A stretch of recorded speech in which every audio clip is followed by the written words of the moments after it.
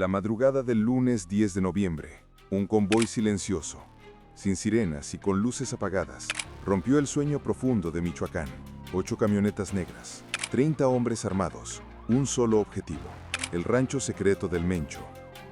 Un operativo liderado directamente por Omar García Harfuch desde Palacio Nacional se activó con precisión quirúrgica en uno de los bastiones más ocultos del cártel Jalisco Nueva Generación, CJNG, un sitio que hasta ese día existía bajo tierra, literalmente.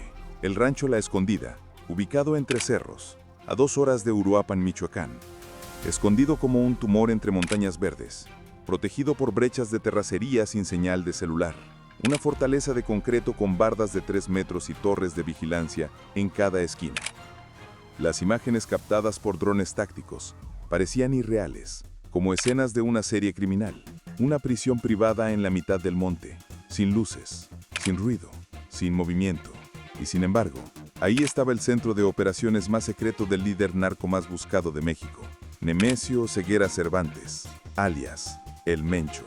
Pero lo verdaderamente brutal no fue el silencio, fue lo que encontraron detrás de ese silencio, porque dentro del rancho, bajo una cama de madera tallada, los agentes descubrieron una compuerta secreta, y adentro, un maletín polvoriento olvidado con documentos que podrían dinamitar estructuras políticas en Michoacán, acuerdos de colaboración entre funcionarios estatales y el cártel.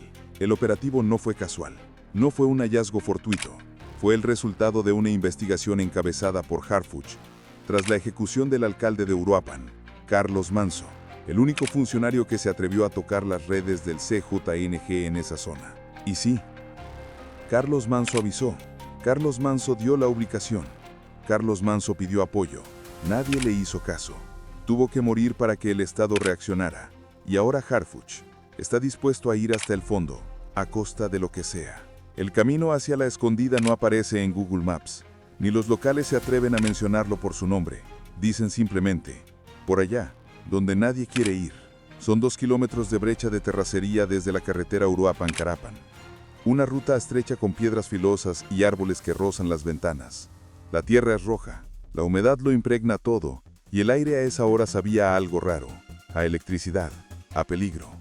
Eran exactamente las 4:26 de la madrugada cuando el convoy frenó. Uno de los operadores tácticos lo dijo bajito, pero todos lo escucharon. Esto no es un rancho, es un búnker. A 200 metros, las luces apagadas revelaban algo más inquietante que el movimiento, la ausencia total de vida.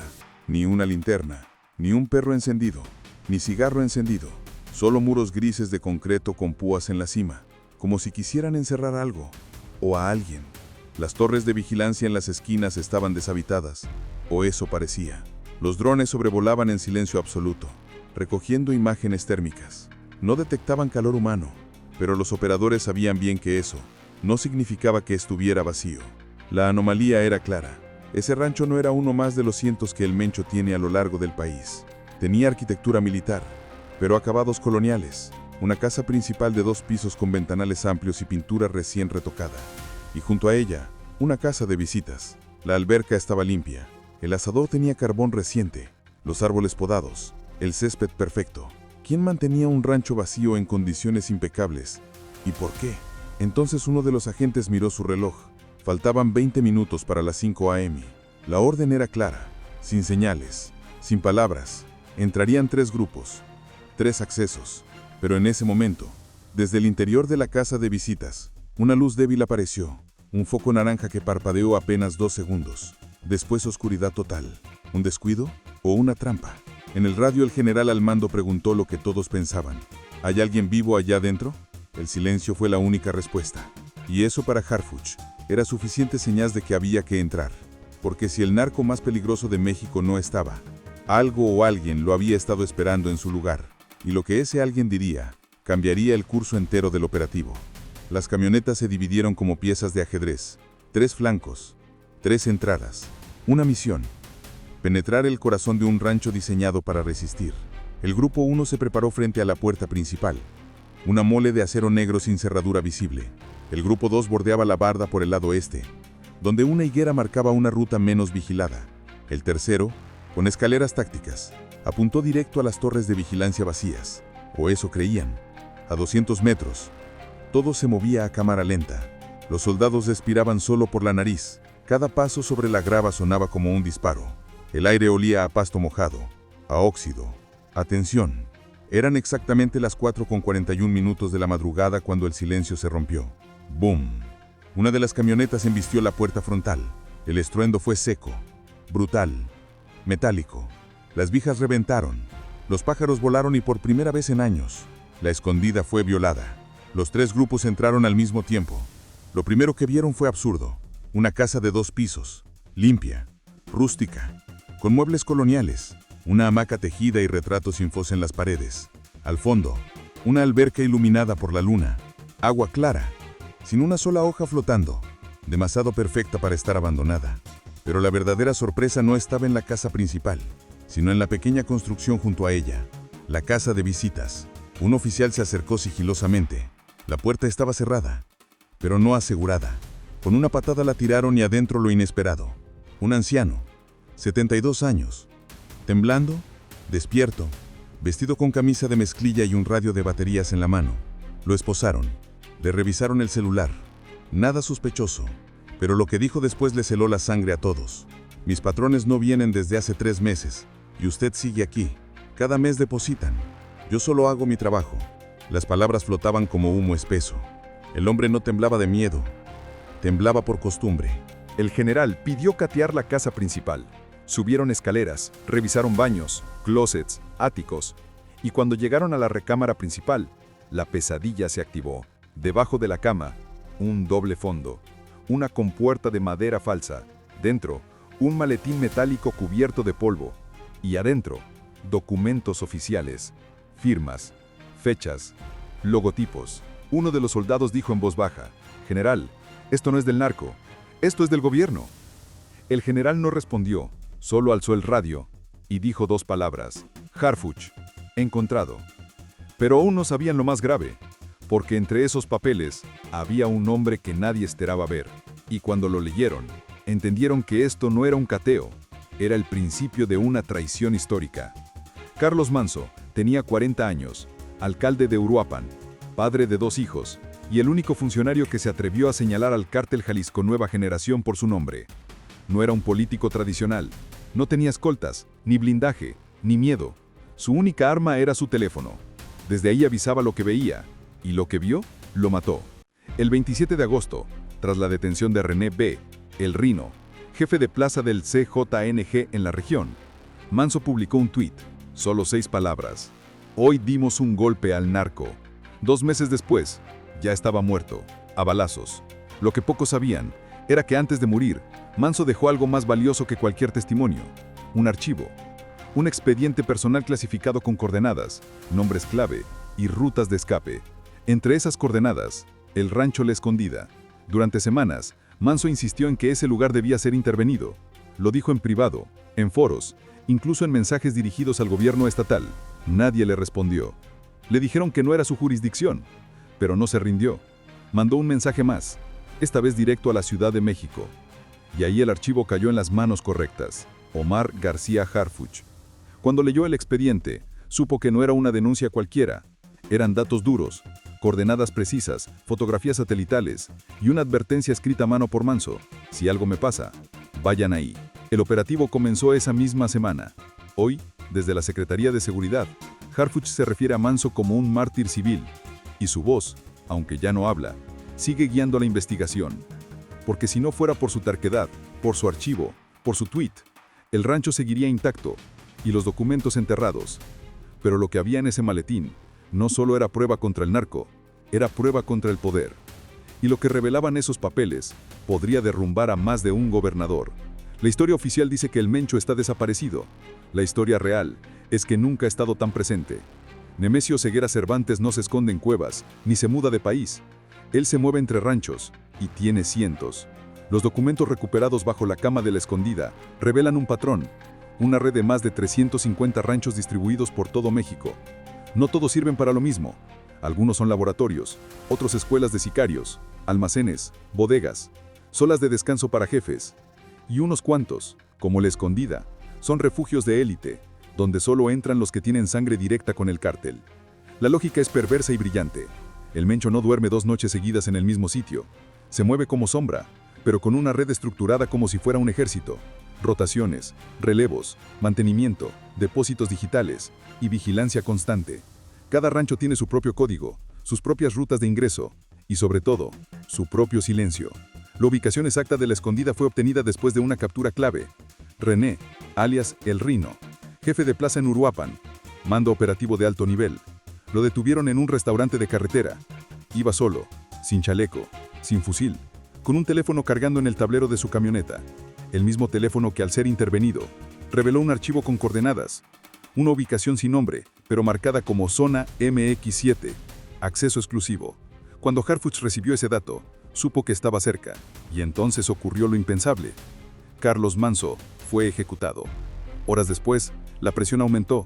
La Secretaría de Marina, Sedena, Guardia Nacional y Seguridad Ciudadana comenzaron a cruzar datos. El archivo del teléfono coincidía con las coordenadas que Manso había denunciado. 2 fuentes, un mismo punto. El Mencho usaba ese rancho, pero no como escondite, sino como sala de juntas. Ahí se firmaban acuerdos, se pactaban rutas, se planificaban fugas. Y en uno de esos acuerdos, fechado en noviembre de 2021, apareció un número, no de un narco, sino de un político en funciones. Y con esa revelación, todo cambió. Porque si el narco opera en ranchos, el poder político le abrió la puerta, y esa puerta ahora la está tocando Harfuch. Lo que encontraron dentro del maletín no era narcoliteratura, era un contrato sellado, firmado y fechado el 1 de noviembre del año 2021, un mes después de que Alfredo Ramírez Bedoya tomara protesta como gobernador de Michoacán. El documento llevaba el título de Convenio de No Intervención y Cooperación Territorial, firmado por 2 partes, una con membrete del gobierno del estado, la otra con el sello falso pero reconocible, del Cártel Jalisco Nueva Generación. En papel oficial se detallaba lo innombrable. El gobierno permitía la operación libre del cártel, a cambio de que el cártel no interfiriera en decisiones estatales. Una tregua, un pacto de silencio, un acuerdo criminal disfrazado de orden. Las cláusulas eran explícitas. Ninguna intervención de fuerzas estatales en zonas prioritarias del CJNG. Eliminación de operativos sin notificación previa. Protección a ciertos funcionarios designados por la otra parte. Y la más grave, acceso selectivo a bases de datos estatales. El documento no era copia, era original, firmado con pluma negra y con una rúbrica que los peritos forenses identificaron sin margen de error. La del gobernador. Cuando Harfuch leyó el acta, no pestañeó. Cerró el expediente y pidió que no se filtrara todavía. Ese mismo día tuvo una reunión privada con el propio gobernador Ramírez Bedoya en Palacio Nacional. Una sala cerrada, sin cámaras, sin testigos, solo 2 hombres y una carpeta sobre la mesa. Lo que se habló ahí no trascendió, pero uno de los asistentes cercanos reveló después que la tensión se cortaba con cuchillo. Harfuch solo dijo al salir, esto va más allá de un rancho, es un sistema. Y entonces comprendió que el operativo no había sido un golpe aislado. Era el principio de algo más grande, una limpieza institucional, una purga silenciosa. Pero también sabía que actuar de inmediato sería suicida. Necesita más pruebas, más nombres, más firmas, y sobre todo, una estrategia porque el enemigo ya no viste chaleco táctico, ahora usa corbata. Y lo que Harfuch descubrió en ese maletín podría incendiar el tablero político de todo el país. Pero mientras planea su siguiente movimiento, un mensaje anónimo llegó a su equipo de inteligencia. Una frase escrita en tinta roja sobre una hoja sin remitente. Ya sabes demasiado, ahora te toca a ti. Cuando Harfuch recibió el informe desde el rancho La Escondida, el silencio fue total. Estaba en su oficina de operaciones dentro del Palacio Nacional. Frente a él, fotografías, coordenadas, transcripciones y algo más valioso que todo eso, la prueba de un pacto impensable. Los documentos no eran rumores, eran contratos firmados, sellados y con fechas precisas que apuntaban a lo más alto del gobierno michoacano. Pero Harfuch no dio la orden inmediata, no activó un escándalo, no filtró a la prensa, planeó. Horas más tarde, la mañana de este lunes 10 de noviembre, cruzó el patio central de Palacio Nacional. Tenía una cita agendada con el gobernador Alfredo Ramírez Bedoya. La reunión ocurrió a puerta cerrada, sin medios, sin transmisión oficial. Solo 2 hombres, una carpeta cerrada y un país entero al borde de un colapso institucional. Los documentos aún no se presentaron. Harfuch los mantuvo guardados porque sabe lo que implica. porque un movimiento en falso podría enterrar la única oportunidad de desarticular un pacto criminal que lleva años operando bajo las narices del poder. Y por eso, después de la reunión, regresó a su despacho y dijo una sola frase a su equipo más cercano: vamos a hacerlo bien, pero vamos a hacerlo todo. Mientras tanto, en Michoacán, el rancho seguía asegurado. Peritos forenses peinaban cada habitación. Los agentes abrían dobles fondos, retiraban paneles, escaneaban el suelo, buscaban huellas, restos biológicos, artefactos de comunicación. Todo se documentaba con precisión quirúrgica. El velador, bajo custodia, comenzó a hablar más. Dijo que cada mes recibía depósitos anónimos, que una camioneta gris llegaba el primer miércoles de cada mes con provisiones y sobres sellados, que nunca vio a El Mencho en persona, pero una vez, solo una, escuchó su voz detrás de una puerta cerrada. Esa declaración ya fue videograbada. Será clave. Y mientras todo eso ocurría, Harfuch supervisaba desde la capital. No hablaba, no tuiteaba, no daba entrevistas, solo analizaba.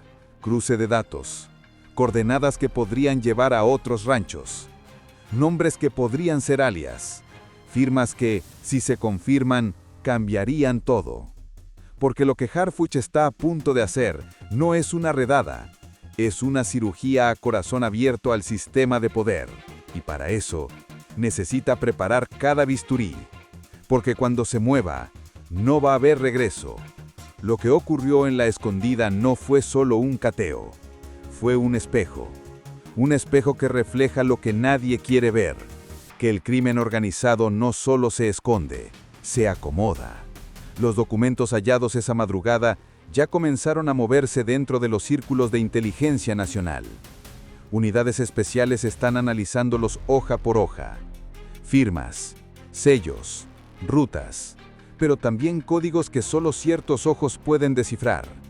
Porque no son solo nombres, son claves, apodos, fechas que coinciden con operativos cancelados, rutas donde nunca patrulló nadie, municipios donde el narco vivía en paz porque alguien así lo pactó.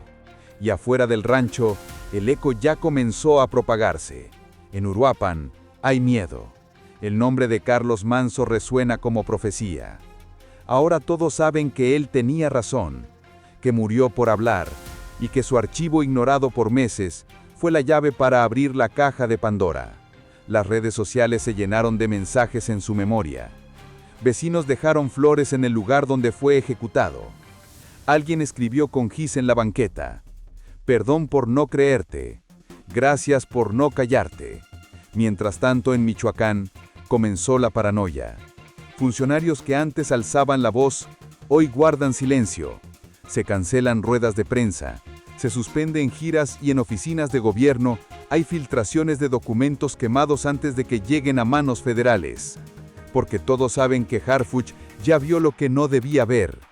Y lo peor es que no lo ha dicho. Y esa incertidumbre es la que duele, la que tensa, la que revienta las estructuras internas de quienes por años jugaron a dos bandos. En las bases del CJNG también hay reacciones. Un mensaje interceptado por inteligencia reveló que la fuga de información fue inesperada. Uno de los jefes medios escribió: falló la rotación. El archivo quedó. Prepárense. Esa frase encendió todas las alarmas, porque cuando el narco se prepara es porque va a atacar. Y Harfuch lo sabe. Por eso, esta vez no basta con capturar sicarios. No basta con decomisar armas. Hay que cortar el hilo completo, desde el rancho hasta el palacio. Y lo que viene no será una operación táctica, será una guerra legal, política y moral. Una guerra que puede fracturar alianzas, que puede voltear gobernadores y que, si se ejecuta con precisión, podría cambiar para siempre la forma en que México combate al crimen. Pero antes de actuar, Harfuch necesita una última confirmación. Y esa confirmación ya tiene fecha. El operativo en La Escondida no tardó en sacudir los pasillos del poder. Al principio el silencio fue absoluto. Ningún gobernador habló, ningún partido emitió postura. Pero en las redacciones, en las oficinas de seguridad, en los cafés del Congreso, el rumor ya es un grito. Harfuch tiene pruebas y las está guardando. La noticia del rancho cateado corrió como fuego, no por lo que se encontró a simple vista, sino por lo que aún no se ha revelado. Un archivo clasificado, una firma reconocible, una relación directa entre un cártel y un gobierno estatal en funciones. Pero hay algo más profundo, más corrosivo, más peligroso que las balas: el miedo al archivo. Porque si Harfuch decide abrir esa carpeta, si muestra al país lo que ya vio con sus propios ojos, entonces México dejará de hablar del narco como enemigo externo y tendrá que mirarlo lo que ya es: una estructura que vive adentro, en las oficinas y en los contratos, en las campañas. Y mientras tanto, la población solo observa, algunos con esperanza, otros con cinismo, pero todos con la misma pregunta: ¿Harfuch va a hablar? En Uruapan ya lo llaman la última bala del Estado. En redes su nombre volvió a posicionarse y aunque él no ha dado una sola entrevista, su silencio retumba más que 1000 ruedas de prensa. Porque cuando el crimen deja un contrato firmado y el Estado lo guarda bajo llave, ya no se trata de justicia, se trata de decisión. Y la decisión está por tomarse. Hoy el país está en pausa, esperando el siguiente paso, esperando que alguien por fin rompa el pacto, que alguien no se deje seducir, ni frenar, ni callar. Y si ese alguien es Harfuch, entonces el tablero político y criminal de México podría colapsar. Pero la pregunta no es si tiene el valor, esa ya está respondida. La verdadera pregunta es: ¿lo van a dejar?